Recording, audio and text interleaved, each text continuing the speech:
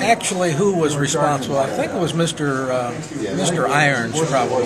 Mr. Irons? Well, I'm not totally sure. You know, that's Everybody, almost 50 years ago. Everybody. The question is, who started the chili dogs? You know, so.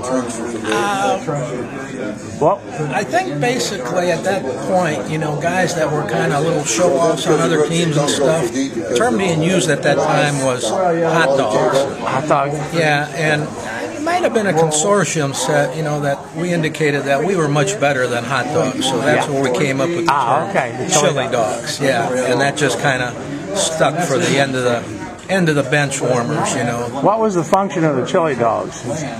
Well, mainly just to, you know, kind of keep us involved a little bit more because we really weren't playing much more, and to, you know, to bolster the starters and, you know, really put pressure on them to improve, I think, when we took the floor to do the best we could. Support group? And we were definitely the support group. But Tex what's amazing is he would bring in, you never knew when you were going to come in. He may pull a chili dog in the middle of a game. I think a perfect example of that last night, Max was talking about, Tex called him one time. He hadn't played in a number of games, and I was the one that heard Max's name being called. I said, "Max, Tex is calling you," and he said, "What does he want?" You know,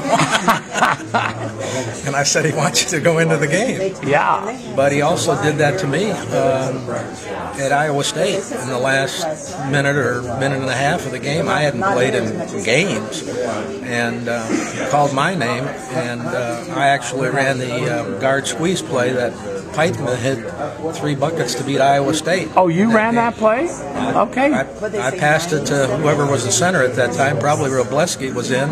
Wow. And I set the screen for Piteman, and I had no idea to this day why Tex would have called me to do that. Well, that's pretty impressive. And that was like late in the game. That was a big win. Last minute and 30, we were down 5 and wound up winning by 1 in that ball game. Oh. And didn't the fans leave or something? People were starting to leave. We were down with. Oh yeah, we were down, like I say, 5 points, I think, at the end, and Al hit 3 of the same shot off the guard squeeze. On the guard squeeze, a little banker going to his left. And you can still see it today. And you set the screen. Yeah, I set the screen for him, I think. That's great. That's great. And that was the game that the fans started throwing after we were leaving the court. They were throwing those cushions that they bought, the round cushions. Round cushions. But they forgot that they had iron supports on the sides of them, so I don't think anybody got hit, but it was a memory. Well, sure.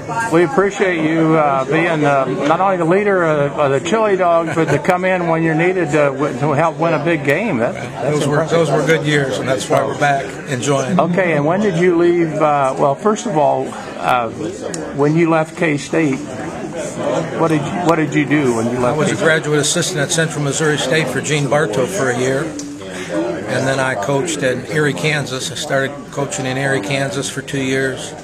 Went to Shawnee Mission East for 5, then over to the Lee Summit for about 7 years. I finished my career in the book business. About 20 years selling textbooks to middle schools and high schools in the Midwest region, mainly Kansas, Nebraska, Iowa.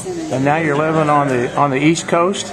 Living in South Carolina, in Greenville, South Carolina, and enjoying it. That's great. Well, we enjoyed last night. A lot of fun hearing all those stories. So well, we'll have more tonight, Larry. Okay. All right. Thank you. See you later.